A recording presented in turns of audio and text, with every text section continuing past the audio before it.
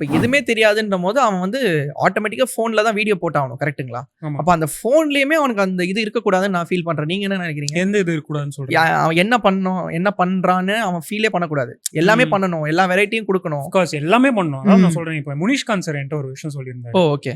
அதாவது ஒரு ஆக்டர்னா எல்லாமே பண்ண தெரியணும்.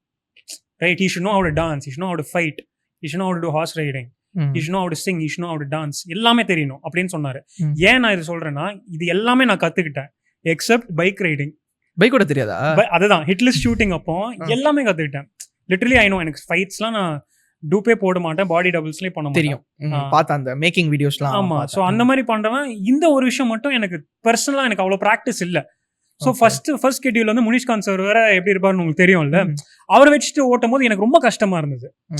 அதாவது என்ன அதை ஓட்டிடலாம், பட் கரெக்டாக அந்த பொசிஷன்ல லேண்ட் ஆகுறது அந்த மாதிரி விஷயம். அப்போ ஒரு விஷயம் சொன்னாரு, இந்த மாதிரி எல்லாமே இந்த மாதிரி எக்ஸ்டர்னலா இருக்க நிறைய ஃபேக்டர்ஸ் நம்ம கான்சென்ட்ரேட் பண்றோம், ஆனா சிம்பிளான இருக்கிற விஷயம் நம்ம கான்சென்ட்ரேட் பண்ண மாட்டேங்கிறோம். இந்த மாதிரி பைக் ஓட்டுறது, இந்த மாதிரி சிம்பிள் ஜெஸ்டர்ஸ்லாம் நம்ம மறந்துடுறோம். ஸோ இதெல்லாம் எல்லாமே தெரியணும். ஒரு ஹீரோ ஆனோம்னா நம்ம எல்லாமே கத்துட்டு தான் வரணும். பேசிக்லி அங்கே ஸ்பாட்ல போய் இல்லை சார் எனக்கு டைம் வேணும் அப்படின்னு சொல்லக்கூடாது.